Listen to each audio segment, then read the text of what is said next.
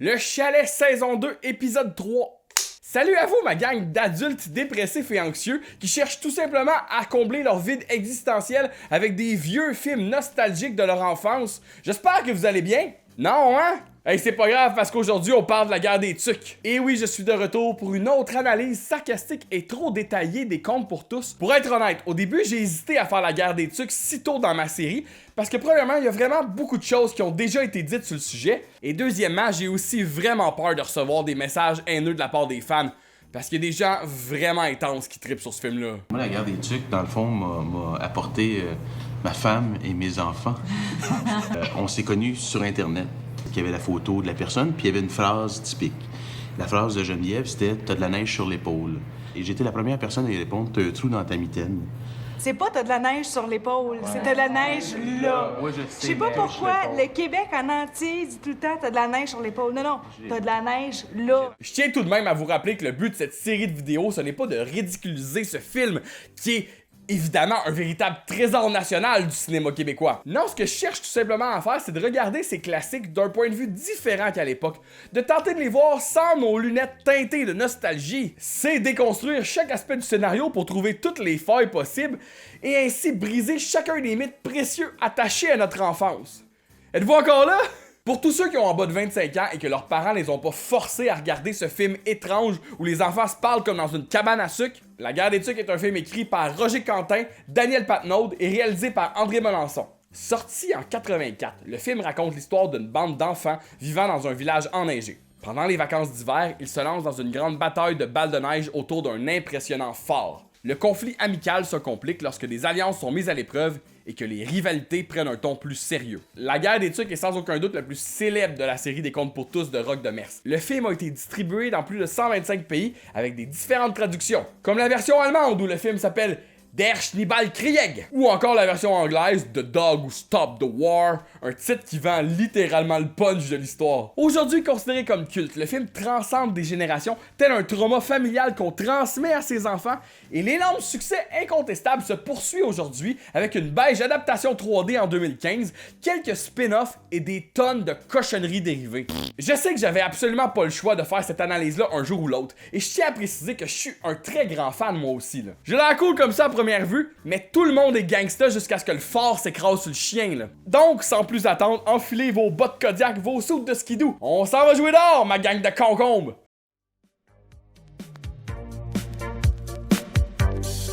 Ne reste pas assis là sur ta chaise. Viens-tu jouer avec nous? Viens, on t'enlève pour une grande bataille de balles de neige, de balles de neige. Et le combat commence. Tiens bien.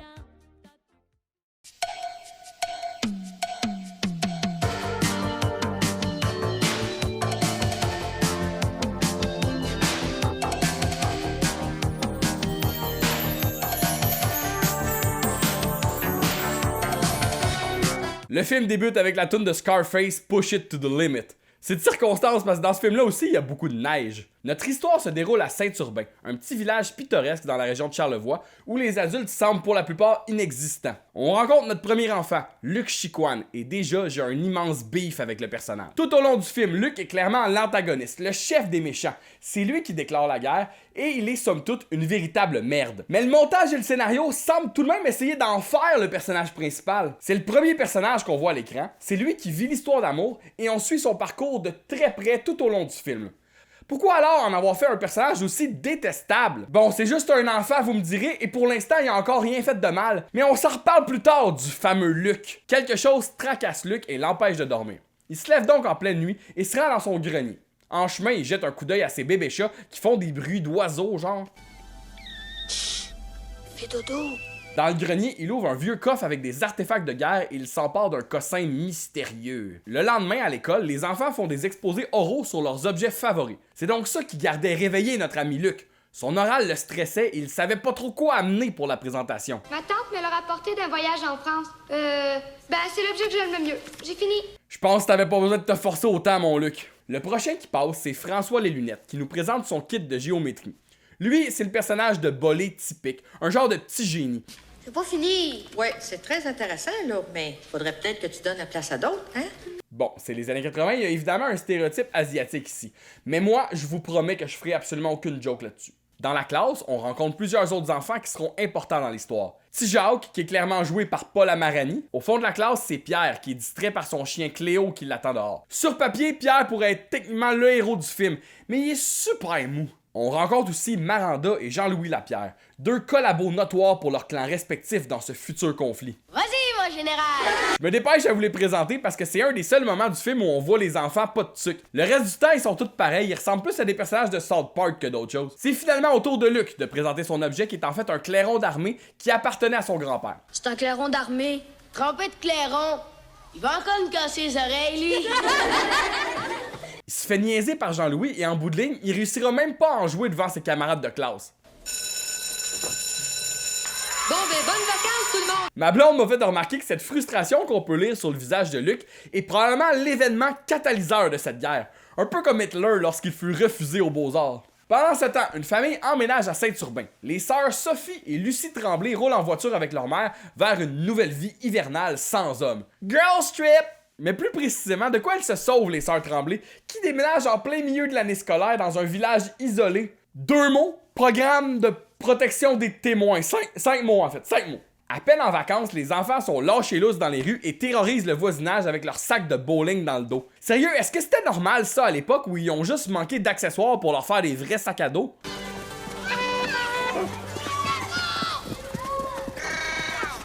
Complètement survolté par son clairon, Luc et sa bande ont le goût du sang et veulent à tout prix jouer à la guerre pendant les vacances.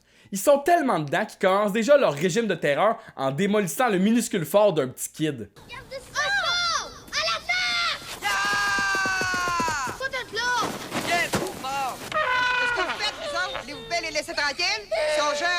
Les parents sont pas là souvent dans le film, mais quand ils sont là, sont très utiles. Les gars sont alors subjugués en voyant Sophie qui emménage à côté de chez Pierre. Surtout Luc, qui pour la première fois dans sa journée pense à autre chose que la guerre. Ouais, Pierre, t'es chanceux d'avoir une nouvelle voisine. Allô? Embarques-tu? Marche, ça déniaise. Sophie, une fille de peu de mots, le remet alors à sa place rapidement.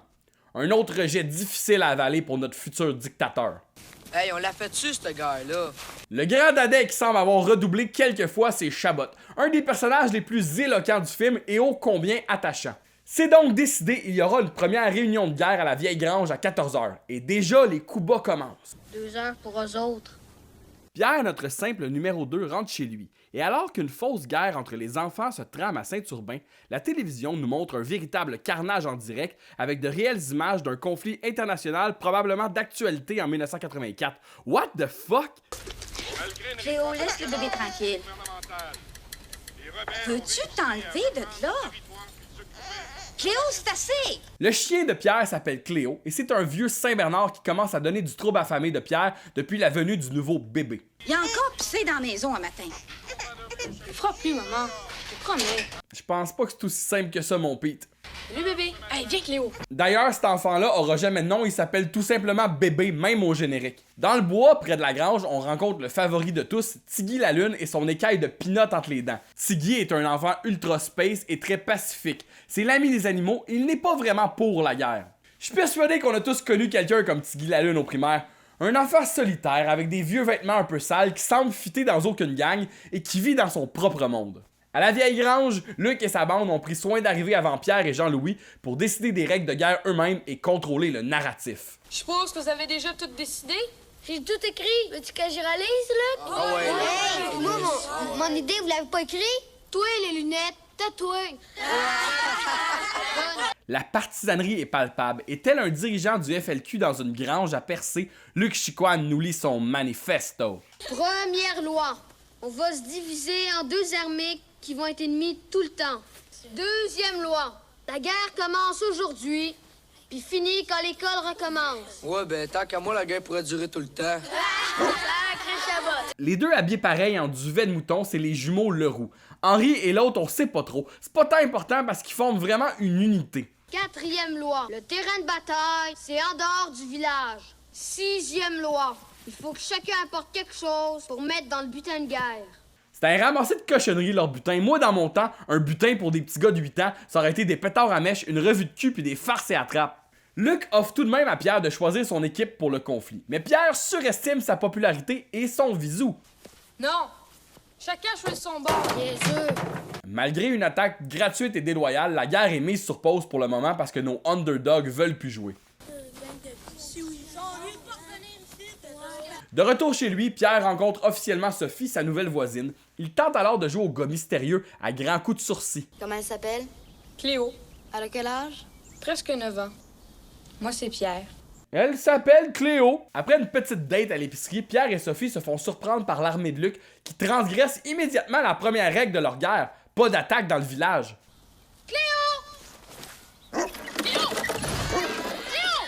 L'enfoiré de Chicoine décide d'impliquer le chien dans le conflit et ça me fait bouillir de rage. Je me souviens que quand j'étais jeune, après avoir vu le film quelques fois, étant donné que je savais qu'est-ce qui arrivait au chien plus tard, dès qu'une personne l'embêtait ou était pas fin avec Cléo, j'aurais pu tuer. Décidément, le personnage de Luc m'est antipathique depuis longtemps et plus j'analyse, plus je trouve qu'il est un véritable tas de marde. En plus, Luc, c'est cul à l'envers. T'es rien qu'une coquerelle en poil, Luc Chicoine! Pierre lance alors à Luc une insulte sans pareille et il riposte courageusement en envoyant les jumeaux au front. Mais oups, un des deux, le roux, pogne une fille à la place. Oh oh! Sophie, qui n'avait rien à voir dans cette guerre jusque-là, ne se fera pas trop prier pour libérer la colère féministe qui sommeille en elle. Le montage et le timing comique de cette scène-là est magique. Il y a presque aucune coupure. L'aller-retour des jumeaux sans trame musicale, jumelé avec les répliques mémorables, c'est juste parfait. C'est toi que je disais, Pierre!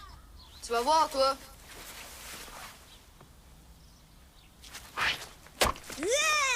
Ma belle veste neuve! Elle m'a toute beurrée! Ça va pas?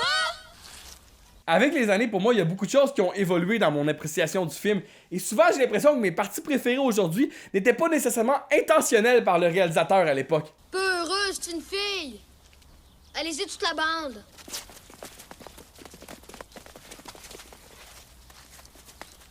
Grouillez pas, je vais chercher ma sœur. Elle est partie chercher sa sœur! Lorsque la confrontation est imminente, Sophie va chercher du renfort et très vite, les petits gars de Saint-Urbain réalisent qu'avec les sœurs Tremblay dans l'autre équipe, la game vient de changer solide. C'est plus juste une petite guéguerre de balles de neige. Ces filles-là qui viennent sûrement genre de Hochelaga sont prêtes à se battre à coups de hockey puis de dessus de poubelle pour défendre leur honneur. C'est toi chez de ce bande-là? Pardon? C'est toi chez de ce bande-là? Toi, là, occupe-toi de tes affaires. Maintenant que les équipes sont égalisées, la guerre des vacances est officiellement commencée. L'armée de Pierre s'en va en reconnaissance à des kilomètres du village dans une forêt de Baie-Saint-Paul afin de trouver un endroit adéquat pour l'ambitieux fort de François. Le château fort qu'on va faire, là, les murs vont être larges comme ça. Il va être plus gros que ma maison, plus haut que les arbres. Il va être super impressionnant. Et là-bas, les jardins, avec des oliviers, des orangeades, des seuls pleureurs, des seules meunières. Ouais. Et là-bas, le palais. Luxuriant, magnifique, chamarré, avec une grande cour où il y aura plein de danseuses qui pourront danser. Et juste là, un petit géranium. Il va y avoir tout ce qu'on pourra mettre. Il va être vraiment super beau, comme tous les châteaux du Moyen-Âge. Super, super beau. Ouais, ça va être bien. En pleine nuit, Maranda et Luc espionnent Sophie en train de faire du ski de fond, ou du moins ce qui semble être du ski de fond. Question d'être encore plus creepy, Luc suit Sophie chez elle et la surprend comme un genre de petit fantôme frisé. Ah! Ouf, tu m'as fait peur. Ce qui finalement ne semble pas déplaire à Sophie du tout, jusqu'à ce que sa sœur les surprenne. Qu'est-ce que tu fais là, lui? En tout cas, Luc Chicoine, je veux plus que tu m'espionnes. As-tu compris? Man, il doit avoir les hormones mélangées, notre pauvre Luc. Elle me crie après, mais on dirait que j'haïs pas ça. Le lendemain, Luc et son armée de crétins se sont équipés pour résister à la puissance des filles. Il découvre alors que l'équipe de Pierre vient de prendre une solide avance avec le fort impérial de François. Sérieusement, le fort est à lui seul un personnage dans le film. C'est clairement l'élément le plus fascinant pour l'imaginaire d'un enfant qui regarde la guerre des Tucs pour la première fois. Il est si imposant, mais en même temps très réaliste. Genre, c'est sûr qu'aucun de ces enfants-là aurait pu le construire tout seul, mais toutes ces fonctions sont bel et bien réelles et faisables. Regarde bien ça. Ouch! Quand je vous dis que c'est clairement pas eux qui ont construit ça, là. L'armée de Luc ne peut se contenir 2 minutes à l'idée de prendre possession du fort qu'il tombe dans le piège le plus évident. Hey, regardez, il y a même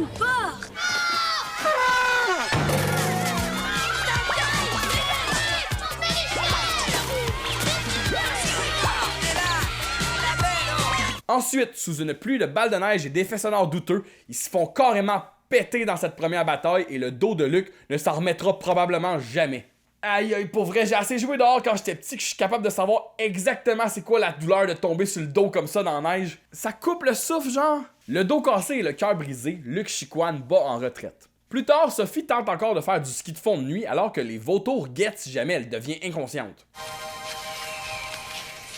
Elle croise évidemment Luke qui vient la narguer sur le bord du fort. Regarde-le avec son clairon de niaiseux, quelle tâche! T'as de la neige, là. T'as un trou dans ta mitaine. À chaque fois que je vois cette scène-là, je peux pas m'empêcher de penser à la chanson des Cowboys fringants. Dans ma mitaine, y avait un trou. J'y ai donné un bec sa joue. Rest in peace, Carl. Ben oui, c'est cute, là. Mais moi, ce que je trouve le plus hilarant, c'est qu'elle doit se revirer de bord avec ses skis de fond après le bec. Dieu sait que c'est tough de se retourner en ski, là. Je comprends quand même pas pourquoi c'est Luke Chiquan qui vit l'histoire d'amour. Pourtant, Pierre fait de si beaux moves de sourcils. Moi, c'est Pierre. Qu'est-ce que t'as toujours me suivre? Venir avec vous autres. Retourne à la maison. Non. Retourne à la maison. Il y a plusieurs moments dans le film où François Les Lunettes est juste le pire avec son petit frère. Sûrement par vengeance de se faire bullier lui-même par tous les autres de son âge. Par contre, j'avais jamais réalisé avant, mais c'est probablement l'arc narratif le plus déterminant de toute l'histoire de la guerre des Tucs. On y reviendra plus tard, mais ceux qui savent, savent. Luc, François et Sophie se réunissent dans l'église pour ce que je pensais être un meeting d'équipe. Mais finalement, ils font juste gosser après la crèche. Luc les interrompt pour proposer à Pierre une trêve durant la journée de Noël parce qu'il est en amour par-dessus la tête. Qu'est-ce que ça te tente de faire? Le prêtre a dit tes skis? C'est une scène plutôt inutile parce que finalement, il y aura pas de trêve, mais au moins on voit les jumeaux Leroux avec des polos Lacoste. Je les espionnais! Espèce de cocon! Me semblait aussi. Je pensais que t'avais changé de bar. Toi, tu comprendras jamais rien à la guerre. À la guerre ou aux filles? Attention, prochaine attaque! Ouais, ouais! La prochaine attaque, comme Luc a dit, c'est exactement la même stratégie que tantôt. Amener une grosse échelle pour monter dans le fort. Mais la différence ce coup-ci, c'est qu'ils sont cachés derrière des petites branches de sapin. Ta sœur, elle veut-tu venir avec nous autres? C'est sûr. Petit Jacques, lui, a amené sa sœur parce qu'il a vu c'est quoi que ça fait d'avoir des filles dans l'équipe. De leur côté, Pierre et sa gang préparent sûrement le coup le plus savage du film. Des balles de neige avec de la teinture dedans. En plus, ils sont positionnés à l'extérieur du fort pour faire diversion. Du génie! Qu'est-ce que c'est ça?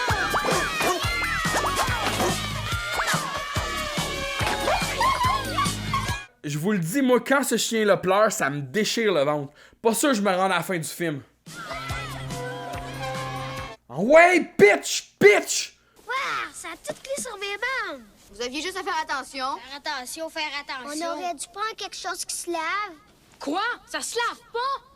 L'affaire la plus irréaliste de ce film-là, c'est la quasi-absence d'autorité parentale. Je sais que c'est voulu comme effet et que ça donne une histoire vraiment du point de vue des enfants. Mais moi, si j'étais revenu chez nous avec le manteau plein de teinture, puis que j'avais dû expliquer à mes parents que c'était parce qu'on jouait à la guerre dans le bois, non seulement j'aurais plus le droit de voir mes amis, mais chaque autre parent aurait reçu un coup de téléphone de ma mère pour leur expliquer nos plans à la con. Quand tu commences à abîmer ton linge en jouant, t'as besoin d'avoir des maudites bonnes raisons. Fatigue pour rien, y a plus de gaz là-dedans. Chabot, lui, sait comment faire pour siphonner du gaz. Ça paraît que c'est pas son premier vol d'essence. Un des jeunes de la bande à Luc que j'avais pas présenté encore, c'est l'agacé, puis ici, c'est clairement sa meilleure scène du film. C'est un petit bougonneux qui se lamente comme un vieux de 75 ans. Ça part pas. C'était pas des lois, ça, de mettre de la peinture. Je te gâche que c'est une des deux sœurs, ça. Deux folles. Hey, Luc! Encore une fois, c'est toujours les expressions, le niveau de langage ou les accents ultra québécois de la part des enfants qui font que les contes pour tous sont pour moi si mémorables. As-tu une pastille, une gomme, quelque chose? C'est ma dernière. La veux-tu? Le fait qu'ils sont aussi tous pas acteurs, ça ajoute beaucoup de charme. On devrait se plaindre à nos parents. Comme ça, ils avertiraient la mère de ces filles-là et on serait débarrassés. Hey, c'est effrayant! Moi donc! Pas super. Ben non, regarde comme il faut. Ben non, c'est correct. J'ai déjà vu cette scène-là quelque part, me semble. Dude, you got a tattoo! So do you, dude? No. Dude, what does my tattoo say? Sweet! What about mine? Dude, what does mine say? Sweet! What about mine? Dude, what does mine say? Sweet! What about mine? Dude, what does mine say? Sweet! What about mine? Dude, what does mine say? Sweet! What about mine? Dude! What does mine say? Sweet! J'espère qu'il lave pas le chien avec du gaz. Reste tranquille, là, puis reste-y. On n'en aura pas de problème. Hein? Il reste tout de suite pas tranquille. Et le bébé. Lily, pourquoi tu jettes tes jouets par terre, là? Hein? C'est pas Ben qui est obligé de les ramasser après. Ah non, ah non. Hey, l'anxiété que ça me fait quand le chien se met dans le trouble, on dirait que c'est comme si je voulais que l'histoire change à chaque fois que je le réécoute et que ce coup-là, ça finisse enfin bien pour Cléo. Oh non, c'est pas vrai! Cléo! En pleine dépression suite à sa défaite cuisante, Luc reste dans la grange jusqu'à tard dans la nuit à s'écrire des petites phrases de motivation pour booster sa confiance. Pas se décourager. Je pense de plus en plus que cet enfant-là a pas de parents. Le lendemain, Pierre et Lucie construisent une niche pour Cléo parce que son père ne veut plus de chien dans la maison. Évidemment. On dirait qu'elle boude. Elle est devenue jalouse de mon petit frère. Elle pense qu'on l'aime plus. Tu sais bien que je vais t'aimer toute ta vie, gros tata. Une chose que j'avais jamais remarqué non plus, c'est la corrélation entre l'ampleur que la guerre prend et l'état mental de Cléo. C'est comme si elle absorbait toute l'énergie négative générée par le conflit entre les jeunes. Ah, bébé Cléo! Cléo! Je pense qu'elle a attrapé une dépression nerveuse. Pendant ce temps-là, au fort, on découvre d'autres ajouts complètement sick qui me faisaient clairement rêver quand j'étais petit. Hey, boire un chocolat chaud dans un fort de neige, la grosse vie sale. Soudain, l'armée ennemie rapplique avec une arme secrète. C'est que t'as pris ça? Ça va, mon nom? Usant d'une stratégie élaborée, Luc est en bonne position pour prendre le contrôle du fort, tandis que Jean-Louis et François sont en manque d'effectifs. Tu sais qui dit? Ça veut dire que tu peux lancer tant que tu veux. Pas capable de parler comme tout le monde, lui. Mais le pouvoir monte trop à la tête de Luc, puis il emploie un vocabulaire quelque peu complexe pour notre pauvre Chabot. Les flancs. C'est quoi ça, les flancs? Malgré une défense robuste et un Tiggy la Lune plein de chocolat chaud à la vigie, sans l'aide de Pierre et des filles, Jean-Louis et François doivent battre en retraite. Mais pas avant d'avoir utilisé un autre feature méga cool du fort. La glissade secrète pour les sorties d'urgence. En tant que grand fan des sports de glisse quand j'avais 6-7 ans, je peux dire que j'ai souvent rêvé de dévaler cette pente en 3 skis. C'est sûr avec un frame de métal pis des breaks fucking cool. Et même dans la victoire, les hommes de Luc ont l'air stupides et se font super mal. Les méchants prennent tout de même possession du fort, pis ça aussi ça me mettait en beau crise quand j'étais petit. Ils vont toutes le démolir. Je sentais qu'on envahissait mon territoire, puis qu'on profitait de mes avantages, qu'on touchait à mes affaires. L'injustice ultime. Savez-vous de quoi je parle? C'est comme quand ton ami Max te vole ta figurine de Darth Maul le lendemain que t'es allé au magasin l'acheter avec ton père, tu joues ben chill avec ta nouvelle figurine pis ton meilleur ami, puis après vous allez manger des Dunkaroos devant les pierres à feu à midi. Soudainement, Max doit rentrer rapidement chez lui, puis après tu trouves plus ton bonhomme de Darth Maul, tu retrouves juste le lightsaber double rouge qui va normalement entre ses mains. Dans la soirée, t'appelles chez Maxime puis tu demandes s'il aurait vu ton Darth Maul par hasard. Max te dit non, et là il invente une histoire pas possible à propos d'un gars que vous haïssez tous les deux à l'école qui serait rentré chez vous pour prendre ta figurine juste au moment où Max s'en allait chez eux, pis c'est juste là qu'il s'en rappelle. Tu le crois pas 2 secondes, mais tu dis rien parce que t'étais pas un gars très confrontant à l'époque, pis tu veux surtout pas perdre ton amitié avec Max. 3 jours plus tard, tu vas jouer chez eux, pis là, il te montre tout bonnement son nouveau Darth Maul qui bizarrement vient pas avec son double lightsaber rouge. Toute ta vie t'as pensé à ce mensonge-là, mais aujourd'hui c'est chill parce que t'as fini par te racheter une figurine de Darth Maul avec ton propre argent d'adulte. En tout cas, je pense qu'à peu près tout le monde peut s'identifier à ça. L'armée de Luc se met à l'aise dans le fort et Chabot semble plutôt de mauvais poil. Son manque de compréhension le rend visiblement irritable. Ouais, mais il était juste 2. La contre-attaque. La contre-attaque des flancs, je Fais cache. attention. Oh ouais, papa.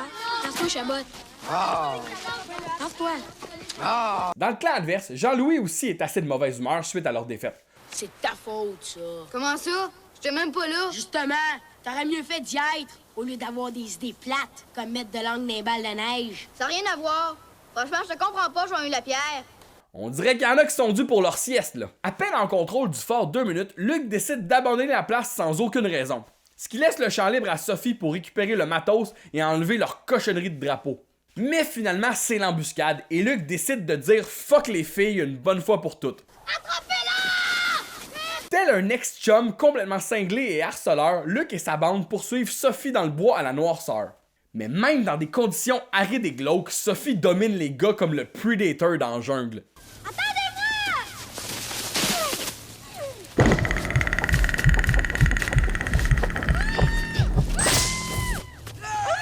Il finissent par abandonner, mais ça reste que cette guerre commence à prendre une tournure plutôt intense, et on réalise jusqu'à quel point ils sont loin dans le bois quand on voit la distance que Sophie doit faire à pied pour rentrer au village. Le lendemain, ils se rendent à la vieille grange qui est surveillée par un redoutable duo, Tiggy la Lune et son cousin. Daniel Blanchette de Victoriaville. Daniel Blanchette de Victoriaville, qui est joué ici visiblement par une très jeune Catherine Brunet, est un personnage ultra particulier. Il ne semble pas vraiment cadré dans le contexte présent ici. On dirait un genre de personnage d'Oliver Twist. Un petit garçon british qui mange des paparman puis qui joue aux billes, là. I'm sorry, sir. Did you eat my porridge? Les deux cousins se retrouvent malgré eux mêlés au conflit qui oppose les deux bandes. Et alors qu'ils doivent aller délivrer un message à Luc, Tiggy se laisse distraire par quelque chose de beaucoup plus important pour lui. L'ami des animaux décide donc de jouer un tour aux deux armées pour tenter de les rallier ensemble. Dis que je suis mort. Ils croiront jamais ça. Presque d'abord. Ils croient plus, puis ils saignent beaucoup. C'est ça. Écoute, si un enfant avec la jambe prise dans un piège à renard, c'est pas suffisant pour les faire arrêter de se battre, c'est qu'ils sont rendus complètement timbrés. Hey, c'est qui ça?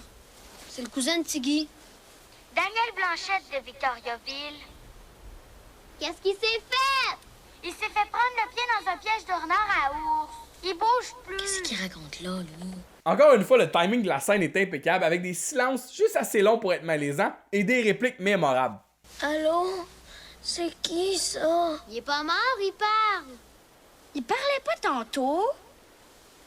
C'est tes amis, mon Tiggy. Même si la blague à Tiggy a bien fait rire les deux armées, son sourire de petit gars tannant ne suffit pas à arrêter le conflit, et Luc le Conquérant est bien déterminé à avoir une dernière grosse bataille avant la fin des vacances. On efface toutes les autres batailles. Correct. La prochaine décide des gagnants. Dire que toutes les autres batailles comptent plus puis repartir à zéro, c'est vraiment une réaction de loser, ça. C'est comme dire, ok, tu m'as battu 10 fois au PlayStation jusqu'à date, mais ça comptait pas vraiment. La prochaine, c'est là que ça compte. Talent pour talent. Puis on vous le redonne, votre petit fort. Y es-tu cave? Le fort, c'est clairement le meilleur avantage dans tout ça. C'est pas fini, la guerre. Et l'heure est venue pour la bataille finale. Les troupes de Luc se joignent à lui et sa casquette de nazi. Pierre, lui, n'a pas trop de cœur à se battre avec son chien qui dépérit de jour en jour. J'aimerais ça t'amener. Si seulement tu savais, Pierre. Désolé, maman, Paul is on some serious shit. Whatever, c'est quoi cette affaire-là, c'est Paul qui la porte. La tension monte, Sophie et François font une genre de barrière de protection devant le fort. Cléo s'énerve le poêle et s'échappe vers le bois. Il y a quelque chose qui la fatigue puis elle doit aller retrouver Pierre à tout prix. Puis pour moi, c'est le début de l'angoisse. Un traumatisme rampant me serre la gorge. L'armée de Luc arrive, mais coup de théâtre, ils sont beaucoup plus nombreux. Luc a recruté de la chair à canon, un coup de main de la part des petites maternelles en échange de chocolat puis de bonbons. Hey, c'était clairement ça leur vraie paye à ces enfants-là sur le plateau, là. Évidemment, le petit frère de François a été facilement achetable, n'importe quoi pour faire chier son grand frère qu'il traite comme un moins que rien. Hey, qu'est-ce qu'il fait là, lui? Il l'appelle toujours lui en plus, il y a même pas de nom.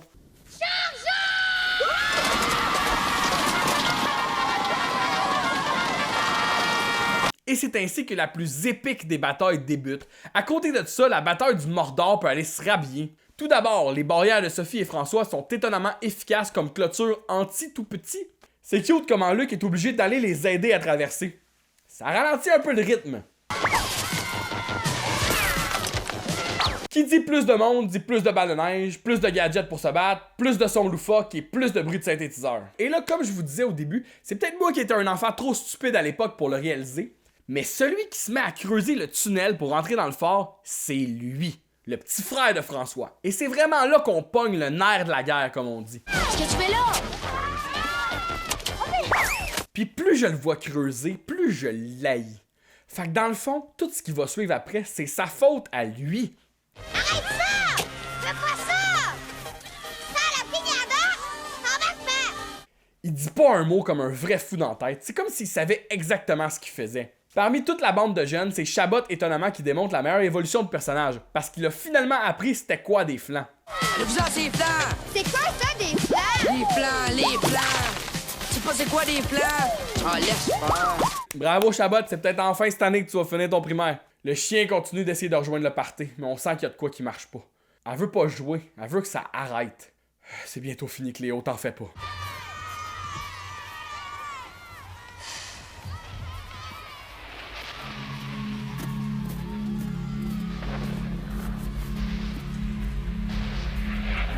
Tiggy la Lune regarde le bain de sang au loin et les sons deviennent littéralement des bruits de guerre avec des vraies explosions. Ça lui rappelle toutes ses vies antérieures. Tiggy a souvent vu la guerre et il sait toujours comment ça finit. Il marche vers le haut de la montagne et s'en va rejoindre les siens. Sur la Lune. C'est un extraterrestre, c'est ça que je veux dire.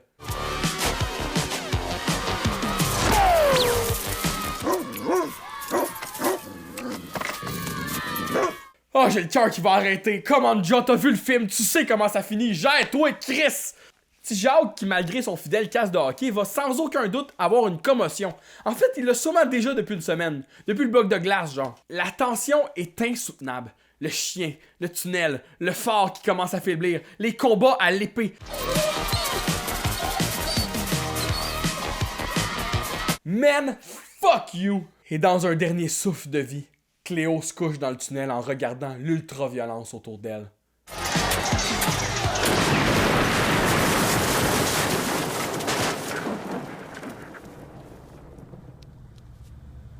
Un bruit infernal résonne dans la vallée. Le phare s'écroule et tout s'éteint.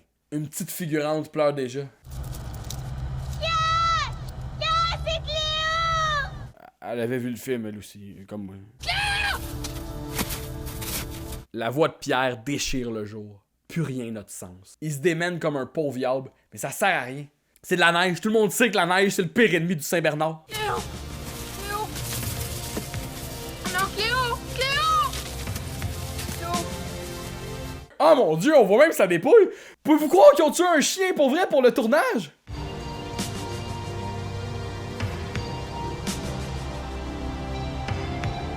Pour un des meilleurs films pour enfants faits au Québec, c'est assez percutant comme scène et le ton change drastiquement. C'est plus comico-léger avec des bruits de klaxon. Le chien est mort. On va l'enterrer dans la grange. Dans la grange? Oui, mais on va l'enterrer. As-tu compris? As-tu compris, Luc? Trou de cul! Et c'est ainsi que se conclut leur futile et stupide guerre. Avec des larmes, puis un chien qui meurt. Ça aura pris la mort de Cléo pour qu'ils réalisent à quel point leur jeu d'enfant avait pris des proportions exagérées. Et tous s'unissent pour rendre un dernier hommage au chien de Pierre en l'enterrant dans Vieille Grange. Imagine l'agriculteur au printemps qui trouve un cadavre de Saint-Bernard dans sa remise à tracteur. Je me demande comment Pierre va annoncer ça à ses parents. Je veux dire, je comprends que le chien était devenu difficile à gérer avec le bébé, mais c'est sûr que la famille de Pierre aimait Cléo pareil. Voyons, il est où le chien? Oh, on faisait une bataille de balles de neige puis Cléo est mort enseveli. D'après moi, c'est destination centre jeunesse pour tous les enfants de Saint-Urbain. Pour vrai, je sais plus trop c'est qui le vrai coupable dans tout ça. Après qui je suis le plus fâché? Luc pour avoir provoqué tout ça au départ juste pour satisfaire sa mégalomanie? Le petit frère merdique de François qui a creusé la tombe de Cléo? Ou même François les lunettes pour avoir maltraité et poussé son frère vers une mission quasi kamikaze? Non, c'est pas ça que je voulais dire, Mais quand on y pense, si on enlève le chien de l'équation, un enfant aurait vraiment pu mourir aussi dans son fucking tunnel fatal. Mais tout le monde sait que le public au cinéma préfère de loin la mort d'un enfant que celle d'un chien, c'est prouvé. À main levée, combien de milléniaux traumatisés préféraient que ce soit le petit fucker qui a creusé le tunnel qui meurt à la place de Cléo? Tiens, quand t'auras un autre chien, j'en veux plus jamais de gros chiens épais comme lui. Too soon, Sophie. Hey, ok, c'est ça ce bruit-là. Pendant 2 secondes, je pensais que c'était le chien qui se réveillait.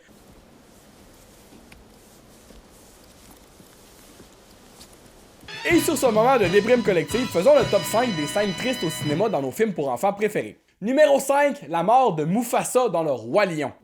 Pa, tu te réveilles. Il faut que tu te lèves. Pa, viens, on rentre. On a tous essayé de dire à Simba que c'était pas lui le coupable. Numéro 4, la mort de Macaulay Culkin dans L'été de mes 11 ans. On va grimper aux arbres. Thomas, tu viens. Il a mal au visage. Mais où sont ses lunettes? Il voit rien sans ses lunettes. Il faut lui mettre ses lunettes. Depuis ce jour, j'ai peur des abeilles. Numéro 3, quand E.T. est sur le point de mourir et que le gouvernement le sépare d'Elliot. Vous allez le tuer. Non, laissez-le. Dépêchez-vous, dépêchez-vous. Il ne respire plus. Emmenez l'enfant, allez, emmenez-le. Ne faites pas ça. Vous êtes en train de le tuer. Vous êtes en train de le tuer. C'est moi qui l'ai venu voir. Envoyez de l'oxygène. Il y a un pouls. Pas de poids, la fémorale. Il y a un pouls. Allez, on commence la réanimation. C'est parce qu'ils sont pas ensemble qu'ils meurent. Numéro 2, quand E.T. retourne sur sa planète et qu'il dit au revoir à Elliot.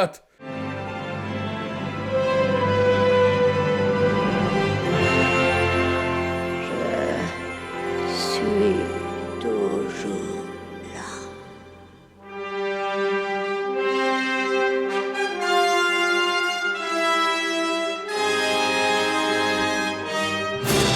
Au revoir.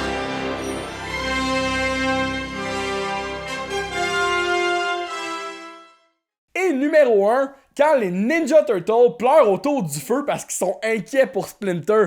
Ah! Je vous aime tous, mes fils.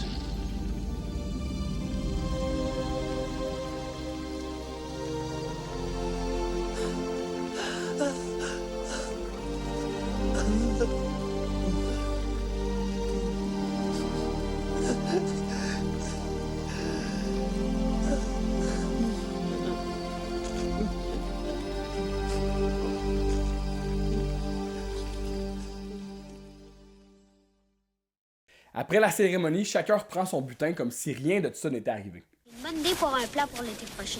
Une belle cabane des arbres. Une cabane dans les arbres? Sequel confirmé, c'est canon! Ça a quand même été des belles vacances. Trop courte à mon goût. Certains des jeunes semblent réussir plus rapidement que d'autres à passer à autre chose. En même temps, c'est pas la carcasse de leur chien qui est dans un trou tout gelé. La vie normale va reprendre son cours. Sophie et Luc vont sortir ensemble puis casser avant la semaine de relâche. Pierre et ses amis s'en vont ramasser les restes de leur fort, puis toutes les autres crap qui traînent dans le champ, laissés par la gang à Luc qui nettoie fuck all. Hey, merci les gars!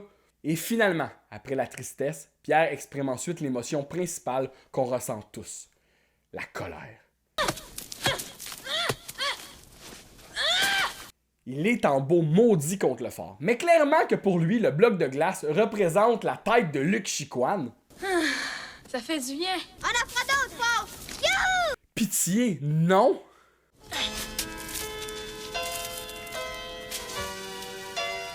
Et c'est sur ces images émouvantes de destruction en groupe que la célèbre chanson thème du film débute. L'amour revient de guerre, le cœur en bandoulière. Bandoulière? Ben voyons donc, ça se dit pas bandoulière. Et vous aurez au moins appris ça aujourd'hui, hein? L'amour revient de guerre, la tête de travers. Pendant que Nathalie Simard nous chante que l'amour a triomphé, les jeunes recommencent une guerre de balles de neige. On dirait qu'ils ont rien retenu. Je sais pas si c'est le fait d'avoir vécu plus jeune un choc violent par rapport à la fin du film, mais je ressens énormément d'émotion à chaque fois que j'entends ce légendaire banger. L'amour a pris son temps, à travers les vents de janvier, à réchauffer l'hiver pileux. Et c'est ainsi que le film se termine sur un plan des jeunes qui laissent derrière eux les conséquences de la guerre. Je me demande jusqu'à quel point cet événement, n'ayons pas peur des mots, tragique, aura un impact sur la vie de ces enfants-là. Je pense qu'un aspect assez réel du film, c'est de voir comment ils sont pas nécessairement outillés pour dealer émotionnellement avec tout ça. Clairement, moi en tout cas, j'ai encore du travail à faire là-dessus. Je suis encore fasciné par le parallèle entre la montée des tensions et les problèmes de comportement de Cléo. C'est peut-être moi qui cherche trop loin aussi, puis que Cléo était tout simplement un chien vieillissant qui se comprenait plus. Est-ce que c'est ce qui explique que sa mort affecte énormément Pierre sur le coup, mais qu'il réussit tout de même à passer par-dessus et rire avec ses amis peu de temps après? Je pense que les jeunes à la fin ne cherchent pas vraiment à trouver un coupable. Ils assument tous en groupe que c'est leur guerre qui est la cause de tout ça, et ils sont les seuls responsables. Moi, personnellement, j'ai de la misère à voir comment, après ça, je pourrais encore passer du temps avec Luc Chicoine sans avoir le goût de le puncher d'en face. Bon, je pense que j'ai fait le tour, là. Voulez-vous que je parle du film en 3D? Je l'ai pas vu, puis j'ai pas le goût de le voir. Je comprends que pour certains, c'est une histoire qui a besoin d'être mise à jour quelque peu pour intéresser un jeune public qui aurait plus de misère à embarquer dans un film avec ce genre de trame sonore. Garde ta garde et à la guerre comme à la guerre. Mais en même temps, il est pas considéré dans la série Les Contes pour tous. C'est officiellement pas canon. Je trouve aussi que le fait d'avoir casté un paquet de vedettes et d'acteurs connus pour faire les voix de personnages, ça enlève énormément de charme qu'avait l'original d'utiliser des vrais enfants qui avaient jamais joué de leur vie. J'ai ici une liste de quelques différences majeures entre l'original et l'adaptation en 3D, telles que trouvées sur la page Wikipédia. Le personnage de Luke n'a jamais porté de tuque dans l'animation, alors que Luke en porte une dans l'original. Dans la classe de Luke, celui-ci commence à jouer du clairon pour un exposé, alors que dans l'original, il est trop tard pour jouer à cause de la sonnerie de l'école. Le personnage de Maranda, qui est noir, n'a pas la même couleur de peau dans l'original, où aucun noir n'apparaît. Le personnage de Pierre se chicane contre Luke à cause du clairon, et plus tard, Luke joue du clairon pour rendre hommage à Cléo. Pierre apprécie le geste et pardonne à Luke, alors que dans l'original, il ne chicane pas Luke et celui-ci ne joue pas du clairon pour Cléo. Wow, quel article étoffé! C'est autorisé sur Wikipédia, ça? Bon, mais je suis content de savoir que dans la version animée, le chien meurt pareil. Je veux dire, on continue de transmettre ce traumatisme national à nos enfants, mais j'aime mieux ça qu'une version Disney de la guerre des tucs où tout est bien qui finit bien. C'est pas ça la vraie vie! Hey, c'est tout pour moi aujourd'hui. Je sais pas si vous entendez ma voix, mais il est temps que je ferme ma gueule. Si vous avez aimé cette vidéo-là, abonnez-vous à ma chaîne et ça va me faire un immense plaisir de continuer à tuer votre enfance à grands coups de fort de neige sur la tête. Jouez-le, les ploucs! L'amour a pris son temps à travers les vents de janvier, à réchauffer l'hiver frileux. L'amour a pris son temps, mais rien n'aurait su apaiser le feu qui brûlait dans nos yeux.